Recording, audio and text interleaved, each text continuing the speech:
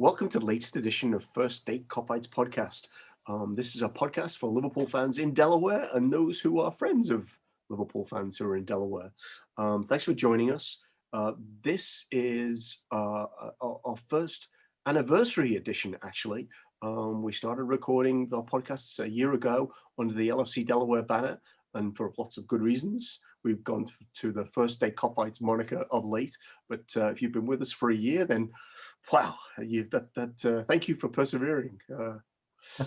This week's, so we don't have a lot of football happening right now. Well, I mean, there's that international nonsense, but there's no Reds aren't playing, haven't played for a week now.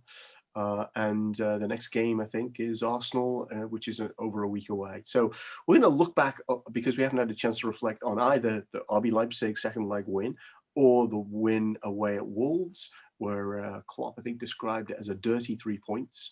We're going to talk about that. We're going to talk about some interesting work that Paul Tomkins is doing, and you'll know all about this if you subscribe to Tomkins Times, which I would highly recommend. And then we're going to finish off by looking ahead, and we can look ahead at internationals, maybe not. We can look ahead at the Arsenal game, but I think we really want to look ahead to our matchup with Real Madrid. We play, well, now it's confirmed we're playing in Spain. What is it, Tuesday, April 4th? It's something like that. Anyway, check it out.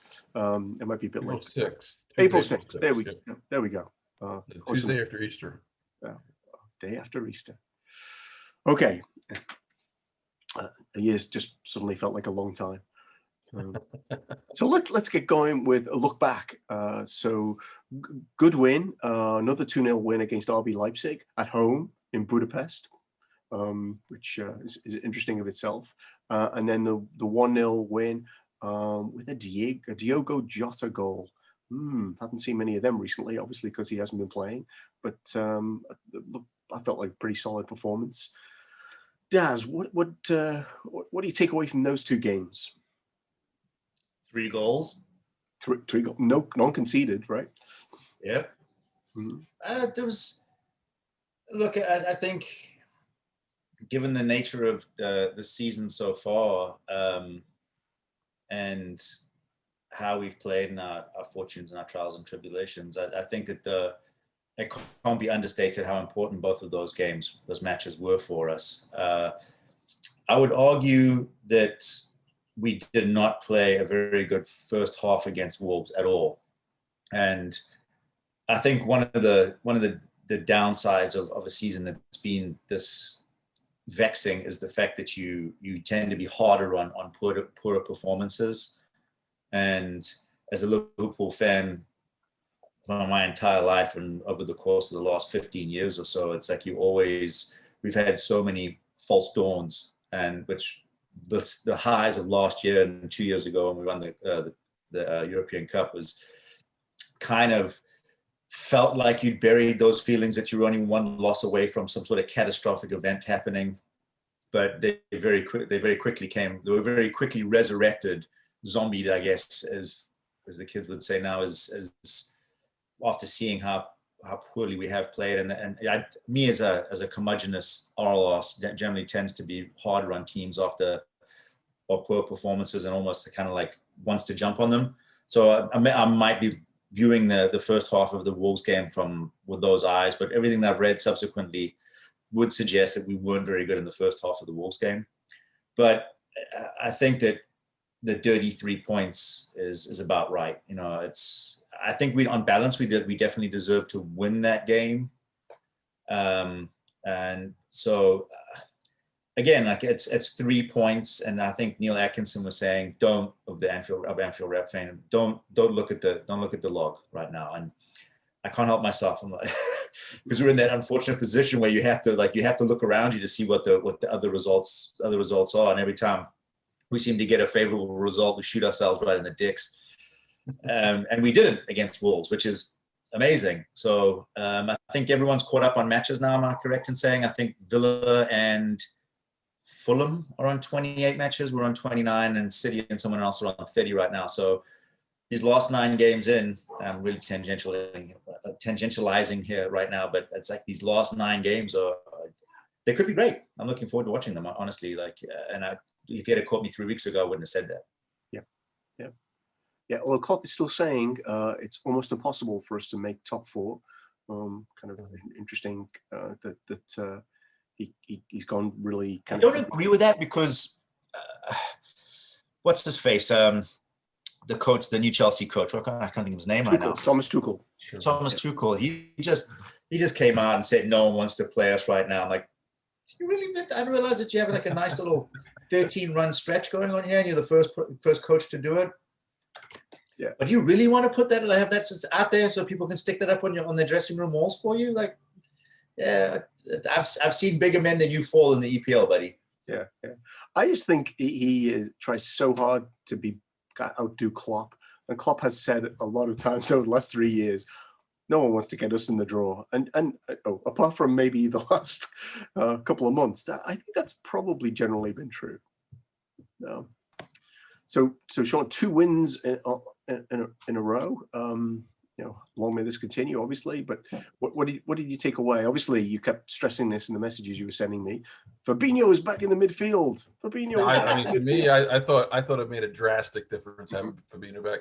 I thought we looked more like the team we were last year with Fabinho back in the midfield. It's never going to be the same without our center backs there, but I just, in hindsight 2020, Fabinho was unbelievable. For me, he might be the player of the season for us, the way he played at center back. But hindsight 2020, maybe it was a mistake to play him so much at center back. Maybe he should have been more in the midfield. Because I just think he gives us a massive boost. Some of the things I've read and heard after the game, it's everyone's positioning I thought was better. He kind of gave everyone confidence in the midfield and the defense, I thought. And he basically adds height to the squad because you have him in the midfield and you have 2 center backs. I just, I thought he made a big difference. We weren't great against Wolves, but, I thought we had control of the game basically until we made our subs. And then once we made the subs in the second half, I thought we really fell off. We were kind of on the back foot, and they got a couple of really good chances, one in extra time. And it was weird because of the injury that happened. You're kind of just sitting there for 15 minutes. But, I was just really excited, and I'm kind of excited for the rest of the season now to sort of see some formation of that lineup moving forward. I thought our starting midfield looked a little tired. I think that's why they got subbed out against Wolves, but I actually thought our performance dropped off a little bit after they went out.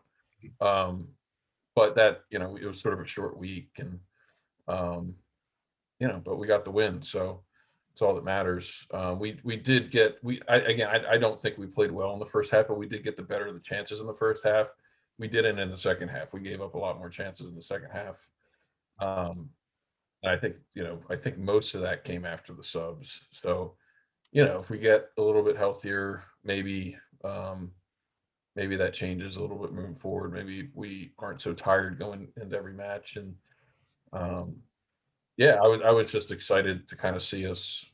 I just thought we looked much better. I thought the team was functioning much better, and that was great to see.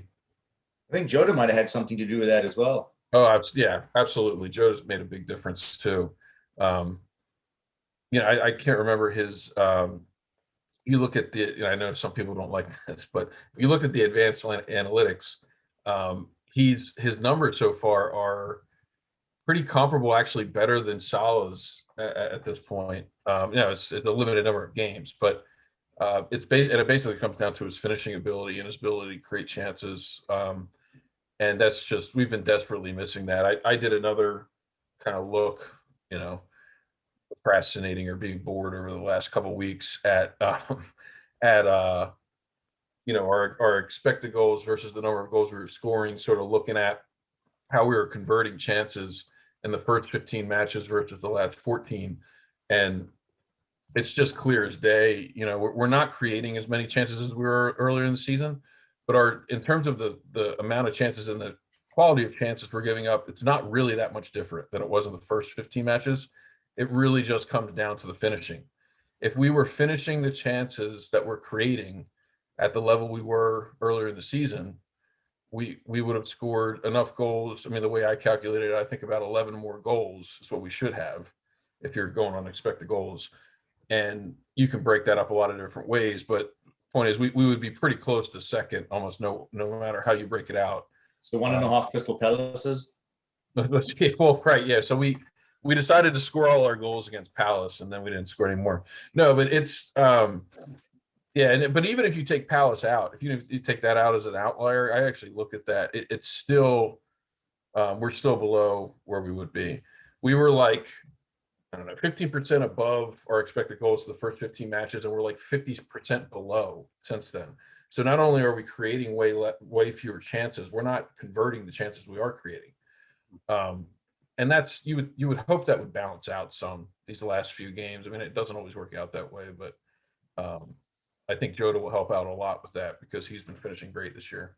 Well, I think the other thing that will potentially change with having Jota in the team is, and he is, what did lenders call him, a pressing monster, which seems kind of odd when you think, well, how can he be better at pressing than Firmino? Well, apparently his stats generally look better at pressing than both Mane and Salah. And Salah's not, despite what people say about him, is pretty good at pressing.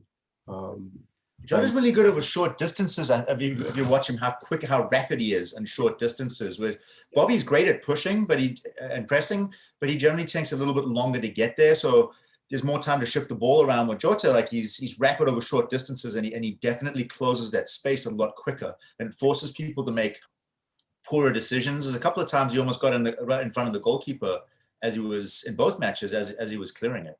Yeah, no. And I think what this has led to, and I think I've been away and not been paying as much attention to kind of what the Anfield Rap's view is. So my take on what I've seen in the last two games is the formation's different. And it's about Fabinho. I mean, Fabinho and Jota play a part in this, but they seem to have decided to be more solid, give up possession, not be the kind of team on the attack all the time in the same way. And this, I think, has lent itself to, potentially Jota being even more dangerous, and Fabinho having even more influence on those games.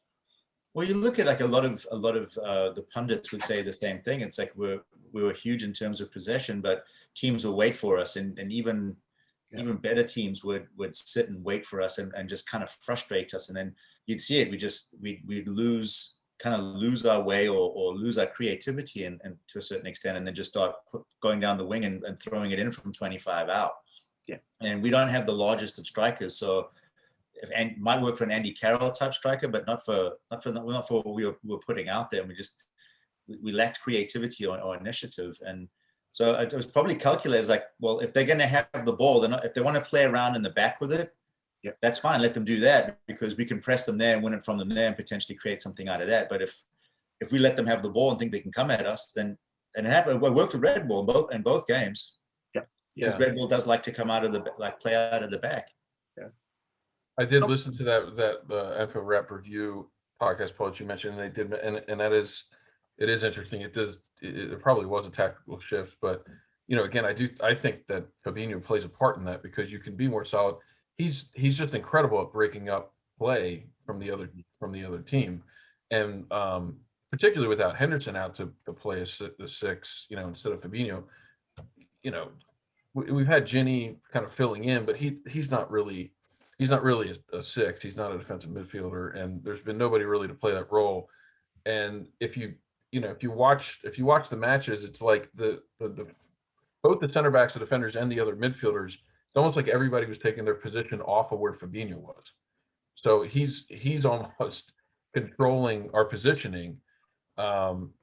Which I thought was very helpful, particularly with the two center backs we have playing right now, and we just looked a lot more solid, like you were saying. Part of that was we were sitting back, I think, to protect against that, but part of it was just the positioning and kind of having our positioning correct and having everybody kind of set up defensively the right way. But yeah, I think it generally worked against Wolves. I mean, I think. You could argue a draw would have been, as an equally fair result in that match. I thought we deserved the win, but we didn't create a whole lot, we had a couple good chances in the first half, a couple good chances in the second half, but then they had a few too that they didn't finish. But I just felt overall, it just felt like we had control of the match for most of the match, regardless of who had the ball until towards the end of the match. I felt much more comfortable when That they had the horrific ball. injury, I think, kind of threw us Yeah. off with them. And quite a few of their best chances came in that third half that they played. Mm-hmm. Yeah. So I'm definitely not going down the path, Sean, of saying they deserved a draw after all the games we played and deserve something from and not got it. I didn't say I thought that. It's a reasonable argument to make. The point I'm making is that regardless of whether you think that or not, I felt comfortable watching the match. I didn't feel like we didn't have control of it, which is, I felt that way for a lot of the matches we've played this year, unfortunately. Yeah. So I'm going to pivot to kind of the stuff that we've seen from Tomkins Times on referees, but there's one stat I did read on Tomkins Times that's absolutely relevant to what you just said, which is apparently against Leipzig, Fabinho had 10 interventions, either kind of that he blocked passes or tackles, and that's the next best this season in Liverpool's midfield has been 4. Which he was a monster. He was absolutely he just looked like he was designed for that game. Like you said, against Wolves, it might have been fatigue. God bless him. Like, he hasn't played a lot of football in the last 2 months. Yeah, but he was monstrous in that game against Leipzig. Who was it? He pressed in their half and won the ball off them like cleanly and said like this go gadget telescoping leg. I really missed that. That's Fabinho. If he's a cartoon, he's got the go gadget leg. It just seems like he's always able to kind of make a tackle. It doesn't look like he's going to be able to make or an interception. He was a monster in that match. I thought, Leipzig, the way Leipzig played in both legs, but particularly in the first leg, it really suited our style because they insisted on playing out of the back. They insisted on trying to play their style. And that basically just gave us scoring opportunities. We were able to press them. We were able to do things that teams in the Premier League are no longer allowing us to do because they won't play out of the back because they know that they'll get into trouble. I thought they tried to get away from some of that against us in the second leg, or they tried to be more careful, but Fabinho was so dominant in the midfield, they just couldn't really create much. Well, it helped that we played both games at home too. Yeah, right. Yeah, Budapest. So having tried once, I'm going to try a second time to pivot to a different topic, which would be this week, Paul Tomkins produced kind of an early view of this analysis has been going, it seems like a long time, to look at kind of refereeing in the Klopp years, and a few gems that kind of come out of it. And Sean, if you want to kind of share the specifics of the penalties, that would be great. But one of the things that he talks about is that particularly in Liverpool games, the referees seem to give less fouls, cards, than in any of the other top 6 games. It's quite marked. It's like, and there are, what he argues is it would appear that most of the referees in the Northwest are reluctant to blow the whistle in Liverpool games, which leaves, so the perception that like a lot gets let go against us when fouls happen would seem to be borne out by the number of fouls and cards given out in games. It's interesting. So if Salah was wearing a lily white jersey and played in London, you would have gotten a lot more fouls blown up against him. Well, that's one of the things you would guess. But makes it even worse, Sean, if you have the other stat about the penalty. Yeah. On penalties, they looked at between 2017 2019. They looked at attacking foreign talent, which included De Bruyne, Mane, Hazard, Leroy Sané, Sergio Aguero, Mo Salah, Firmino, Aubameyang, David Silva. So there were 18 players like that were basically, class attacking talent. Between those 18 players, they won just 26 penalties in those 2 seasons. So basically an average of about a half a penalty per season. Then they looked at 9 English players that could be categorized kind of, similar levels, although the foreign players probably better. Sterling, Kane, Zaha, Calvert-Lewin, Ings, Marcus Rashford, Townsend, and Vardy. And those players, those 9 players won 42 penalties during the same time period.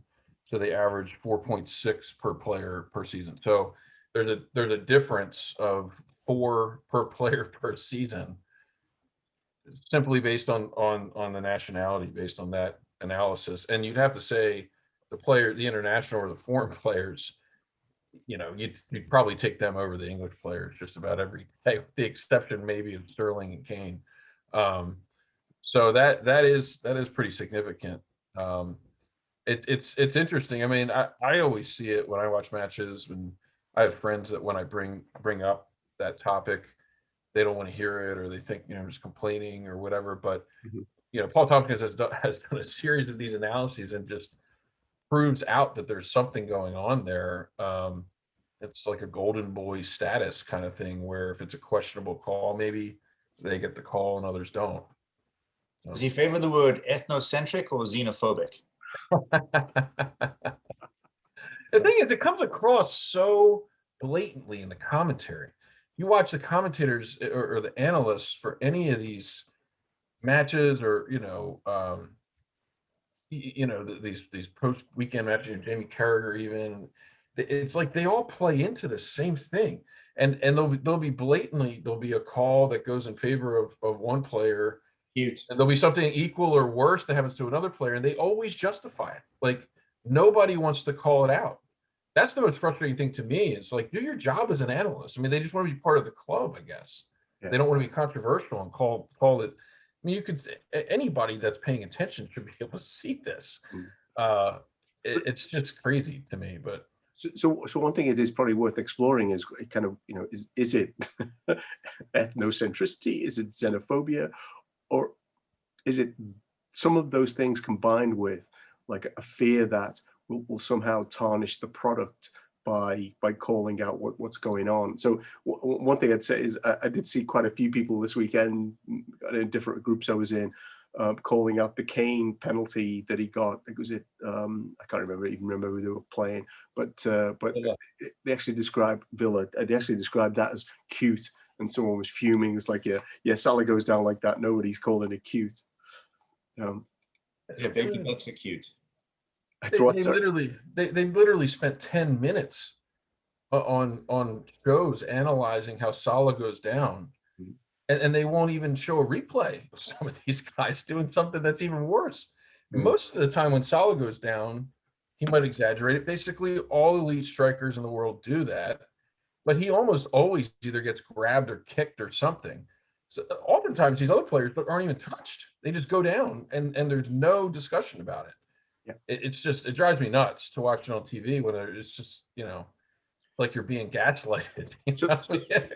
So there's numbers though. I mean, take a bit of the emotion out of it, right? It's like, that's just statistically hard to live with, right? Mm-hmm. Well, you look at, do you remember the breakaway that Mane had? Rui Patricio grabs him by the boot. Mm-hmm. Doesn't go down. Mm-hmm. And they begrudgingly mentioned it in the commentary after they did the replay about him missing. It's like, oh, look, he grabbed his boot. Like, probably 30 seconds later, it's like, well, in fairness, it was good of him to stay on his feet, like begrudgingly saying, yeah. Well, at least he stood on his feet. He didn't dive, but he did the right thing despite himself. And then there was the one against Newcastle where he grabs his thigh, doesn't go down. Yeah. The slide tackle in the Burnley game when he puts it over the top from 8 yards out. Same thing. Like, it's not mentioned. Like, if they want 1980s football, then you can't have it both ways, boys. Like, if you want to say it's like blood and thunder type stuff, then guys going over the ball on each other and not rolling around, then you're saying, oh, this is cute all of a sudden. Like, you can't have it both ways. You have to decry it in the same breath as saying you want to bring back the 1980s blood and thunder stuff. I was going to say a bad word. I pulled it back. The interesting thing is that there are some foreign players where they, like Bruno Fernandes, for example, like he seems to get calls all the time. It's I don't know. I don't know what it is. It just seems to be random sometimes. There does seem to be a bias towards British players. If you have the liver bird on your chest, you're less likely. Well, I mean, there's also been analysis looked at, Liverpool and Man City and some of the other top clubs have X number more dribbles in the box than Man United, but have less than half the number of penalties called. And people will go, well, they're just not as good at drawing fouls. It's just, to some extent, it's just nonsense. I mean, it's hard to even have those conversations anymore with people if they can't recognize that there's a disparity there. But it is what it is. I mean, I think it unfortunately has affected Mane and Salah. I think that they don't go down anymore in situations where they probably should because they're being fouled because they know they won't get the call. I think when Salah goes down, usually it's because he's been fouled to the extent where he knows he's not going to be able to make a play. So he's going to lose the ball anyway. He might as well go down since he's been fouled, but he rarely gets the call anymore. So, The other gem in there's more to come from this, but the other gem was they showed a graph of major decisions that Martin Atkinson had given Liverpool, and this is just funny because he draws a line when Steven Gerrard published his autobiography where he harangued Atkinson as someone he hated. If you don't remember this, since that point he's made one. In the whole time since then, he's made one major decision for us. I mean, it's you kind of look at that graph and it's like, oh, someone must do something about that, mustn't they? Yeah. Look, I think it's like we were just discussing this off air when it should have been on air about the nature of refereeing too. It's like they kind of need to break up the old boys club. And you see, like, is it Keith Hackett? Is that his name? He comes out every now and again. And now that he's no longer in the firing line, he'll make these somewhat controversial statements about whether something was or wasn't a foul or how the referee got it wrong. But too often, the PGMOL, is it PGMOL? Yeah, PGMOL. They raise shields around their own, and it doesn't do any, it harms them more than it does any good because it looks like this insular kind of cronyism, for the lack of a better way of putting it. Like we have to back our guys, and it's at the point now where it's kind of ruining the integrity of what they're trying. Integrity, he says, with mouthful of glass, because they just don't seem to have any. Like they like who's watching the watches at this point? Like in VAR is supposedly doing that, but they're weakening it. And again, this is I put my tinfoil hat on, I guess, but it feels like they're purposefully going out of their way to try and make it an unviable option, so that they can say like, well, we gave it a shot and then punt it out of hand, instead of adopting it and using it how it's supposed to be used. They're still looking at it like as basically like those pull along telephones that you used to have as a kid that would make noise, and they're using it they're using it ineffectively and incorrectly, and it feels sometimes it feels like it's cynical and on purpose, just to be able to kind of ruin any credibility that it might have. I'd agree with that. I don't see how they could logically get so many of these VAR decisions wrong without there being some sort of, I don't know, at least unintentional bias going on, and knowingly sort of ignoring what they should be doing as the system has described. It's just so many of the decisions make no sense. And then they're changing the rules in the middle of the season. And I was saying before, like you had said, Daz, before we were on air, I mean, it's not rocket science. The model's there. Cricket and rugby have already figured out how to do this. Mic the guys up. There are other things that they do that, why isn't the Premier League doing that? They've already figured this out through trial and error in those sports. So why are they refusing to do that? It doesn't make any sense. But they should do an exhaustive, like, post-game analysis of this with all of the referees. Like, look, if this part of the guy's sleeve is off today, the next time it happens, it also has to be off. Right. You can't use it subjectively. That's not what it's there for anymore. We're supposed to eradicate some of that subjectivity within the rules that you guys have set up. So instead of looking at this, instead of taking the subjectivity out of it, you change the rules. Like, well, which is more difficult to get it right? But hands out here and a ball hits a hand in the box, it's a penalty, regardless. Yeah. Like, Right. And everybody knows what the rules are. So next time someone hits a ball, you put it across your chest. It's not a penalty. Right. I mean, and there was, so they had a rule that, oh, well, if it happens too close to the player, it's not a penalty. But then, like, what does that mean? How close is too close? What's an unnatural position? If you're going to start doing this, you have to start somewhat defining these things. And I feel like every week we learn some new nuance of what they're supposed to be doing. And most of the time it doesn't make sense. And then they have to change it later. So I'm sensing a lot of frustration on the other end of the call here. I think one of the things that I think what it leads to is, and I think we touched on this topic, is that, and you mentioned it earlier, Sean, that the commentators reinforce the thing that doesn't look right to us, but somehow they make it sound okay. I think there's a lot of echo chamber stuff going on where these people are too invested in the product. Like nobody's even, so I'll take it to a more, let's not even talk about referees. Let's talk about the game, the way it's played in the empty stadiums and what effect that must be having. There's no, I think, the TV companies do not want to acknowledge this product is somehow flawed or inferior from where it would be the crowd, because basically they paid a lot of money for it. And actually, I don't know if you guys heard this. I thought it was really refreshing. Taylor Twellman was doing the kind of the co-commentary for the United Leicester FA Cup match. And I don't watch United a lot, but I turned it on when I saw that Leicester were winning.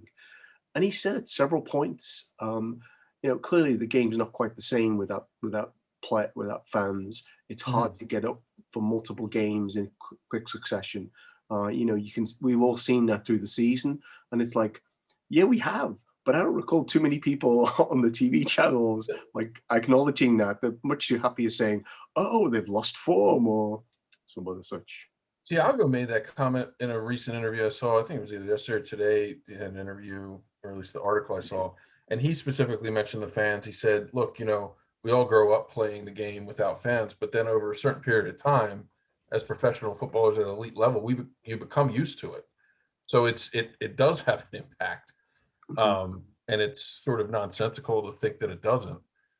Maybe it impacts some players more than others, but to ignore the impact that it has is, I think it's you have to say at this point that there's some impact. I mean, the quality of the play and just the way that the games have gone this year, to me, are just not normal.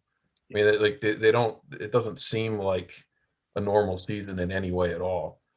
I think the fans have a lot to do with that. But I think the bigger point is that the TV companies, whether it's the referees, whether it's the game, the way it's played, whether it's this crazy use of VAR, at kind of random points, that it's not in their interest to say, hang on, this is not very good. It used to be better than this, right?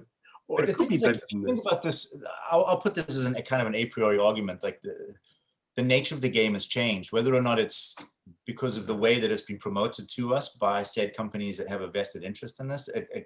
The product has changed, or the appetite has changed, whatever way you want to look at it. And I think to Sean's point here is like the adjustment should reflect that. You can't continue to harken back to something that no longer exists.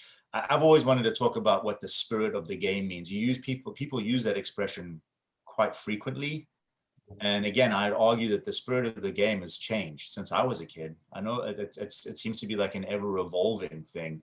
And whether or not it's something that we create, or it's something, so whether the oxen is pulling the wagon or the wagon is pushing the oxen, it doesn't matter. It's just, it has changed, and you kind of have to adapt to that change. Yeah. Take that where you will. It's just and again, if you want to take it back to the refereeing thing, they have to understand that, like, the way that we view the game, our appetite for the game, what we expect from games is changing. and I think that they'll have to adapt the way that they officiate games, the way that games are presented to us, and to reflect those changes. Otherwise, you run the risk of quote unquote ruining your product. And that's, I think the onus is on them a little bit to not to throw their hands up in the air as like, oh, well, it's out of our control, because I think it's very much inside your control, and you guys have had control of this since TV became a part of the game. Yeah. So that was my philosophizing. Yeah. No. So I think so. I do want to at least finish up and talk about the upcoming Real Madrid match, but just to kind of certainly not wrap this up, but just to like close it out. I think that certainly my sense from all the things we talked about is there is so much that could be better, and a bit more honesty in the way the game is presented, whether it be from referees in terms of transparency, or whether it be from the TV presenters who are constantly spinning narratives that are trying to hide the fact that actually the game's much not as good without all of the fans in there. Either way, a bit of honesty would be nice to see. Refreshing. Yes. So let's round it out. I mean, there's obviously you can choose to talk about the internationals if you want, but I really would like to focus on our upcoming tie with Real Madrid. I read the other day that apparently we've each won 3 games against each other in the European Cup / Champions League. I thought we had a much better record than that against them, but I guess we have Brendan Rodgers to blame for the 3-3. At least that's the way I look at it. B team that he put out. Yes. Well, we might not have won that one anyway, but yeah, B team certainly not. Yeah. Oh, look at that! Sean just got muted. Where's the mute button? Yeah. Anyway, sorry, you've taken me back to this. Gerrard's on the bench in the Bernabeu. His last chance to play there. What do you think? Yeah. Anyway, fast forward, it's 2021.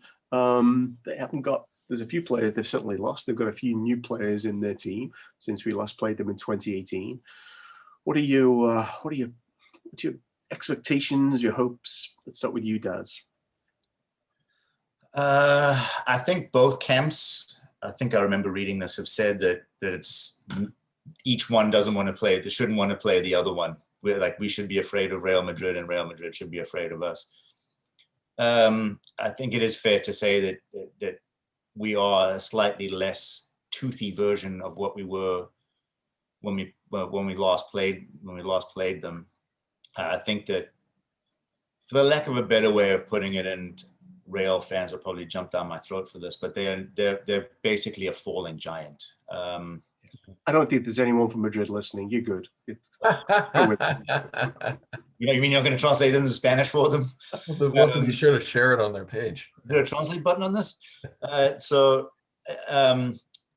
I do worry about Zidane, because I think that he butters his bread on the Champions League and his Champions League tip, so that they'll be very prepared for us. I guess watching Mo going up and down pegboards like in Ninja Warrior type style is great to see, but I'm not sure if that's really going to instill fear into Ramos, who's one of the truly great shithouses that is left in this game. I'm not sure that that's keeping him up nights watching him go up and down a pegboard. But I would like to see Nat Phillips, the first corner in their box, just drill a third asshole right in the middle of his forehead with his own head. It's not going to happen. Again, that's fever dream type stuff, but I'd still like to see it. If nothing else, even if we lose that, just to watch Ramos get his head opened up. And again, that's very, very small souled of me. But I still bear a lot of animosity around something that I feel was completely cynical on his behalf, that potentially did cost us that game in the final. Yeah. But I think it'll be a lot closer than we anticipate. I don't think there's gonna be a lot of haymakers thrown, simply because I feel both teams will afford the type of respect that they probably feel that both are deserved. I think it's fair to say that we're both European royalty. I know that Real Madrid has way more trophies in their cabinet than we do in that respect, but I think it's fair to say that it might be a lot more parry and thrust of two heavyweights than it is like haymaker, flyweight type stuff. I'm looking forward to it. Long story, even longer. I think that it'll be one of the more viewed ones. Obviously, the Barcelona matchup is probably going to be the most viewed, because I think in most people's eyes that's what people wanted the final to be. But I think that ours will probably be the second most viewed for that exact reason. And we've both had some unpredictable results in going both ways, like beating powerhouses and then being beaten by minnows in our own domestic leagues. So I think it'll be a good matchup. I think it'll be good value for money, regardless. And if you're neutral, I think that's something that you're going to want to watch. Yeah, pretty amazing actually that two of the three previous finals will be kind of they're the matchups in the quarterfinal. PSG obviously and Bayern. The couple of things, maybe you want to explore these things, Sean. But I for 25 minutes in the final 2 years ago now, coming up 3 years ago, they were terrified of us until Salah got injured. I am kind of wondering, their defense doesn't look even as good as it was back then. I am kind of wondering whether there's an opportunity actually in the first leg, particularly to take advantage of. I mean, I'm sure they can say, well, they haven't been playing very well, but they're here, and this team, has won this trophy, almost as many times as anyone apart from Real Madrid. So I wonder whether there's an opportunity in that first leg for us to kind of really kind of do some damage, and not by kind of going crazy, but just with the speed of our forwards and the brittleness of their defense. And Ned Phillips's forehead. Yeah, I'll second that comment, Daz. I don't care who it is. I'd like somebody to give a little extra to Sergio at some point. 3 years older, just saying. Yeah, it wasn't necessarily my favorite matchup. I think it'll be a good one though. I do kind of worry about their experience in Zidane and kind of all that stuff, but they're not as good as they were when they won all the titles, a few years ago. I agree with you, Paul. I think we were we ran into a lot of bad luck that night in the final, to say the least. Between Salah and then Karius is, unfortunately throwing the ball into our own net twice, which I always like to remind Real Madrid fans about, because they like to characterize it as a blowout. Like, well, our goalie did throw the ball in the net twice and you won by 2 goals. So with our best attacker out of the game. So yeah, I mean, there's some bitterness left over, obviously, from that final, but I hope that'll cause our players to be really fired up for the match. Daz is shaking his head, maybe not. We would have argued the same thing against Everton after they took out both Thiago and Verge, and we kind of rolled over for them. And that's true. Yeah. But, the difference is that Salah was the one injured last time, and he'll be playing in this match. You'd think that he would at least be fired up. I don't know. It'll be interesting. I heard Cruz is injured, so he might not be playing. I know he's getting up there in age, but he's one of their more experienced players. Yeah, it'll be interesting to see. I'm interested to see how we look anyway coming out of the international break in general, because we frequently don't come out of international breaks very, very well. But the difference is this time more of our players are not going away. So, I'm hopeful that we can come out and get kind of hot here to finish the season. So yeah, I mean, it'll be exciting. It'll be fun to watch for sure. I'm jealous of Chelsea's matchup that they got. I'm hoping that somehow they lose to Porto. But yeah, so I'm looking forward to it. It'll be fun.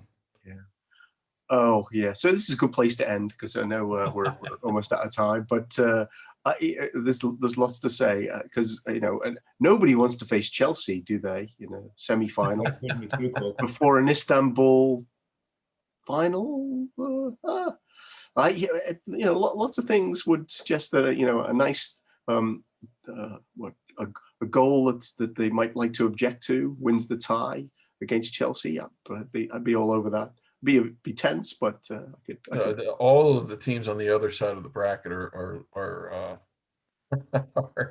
are hoping to get the winner of the other tie on our side of the bracket. I can guarantee you that. Yeah.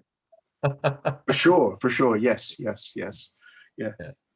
Maybe I don't know. Anyway, we can explore the mind of Thomas Tuchel next time. But we're going to close this edition of First Day Kopites podcast. I say 1 year anniversary. I think our 52nd recording. Daz, thank you so much for joining. Yes, champagne. Should have brought champagne, shouldn't I? Yeah. Sean, thank you once again. If you haven't subscribed already, First Day Kopites are on Apple Podcasts, YouTube, and Spotify, and any other platform that you want to look at. Thank you both. All right. Thanks.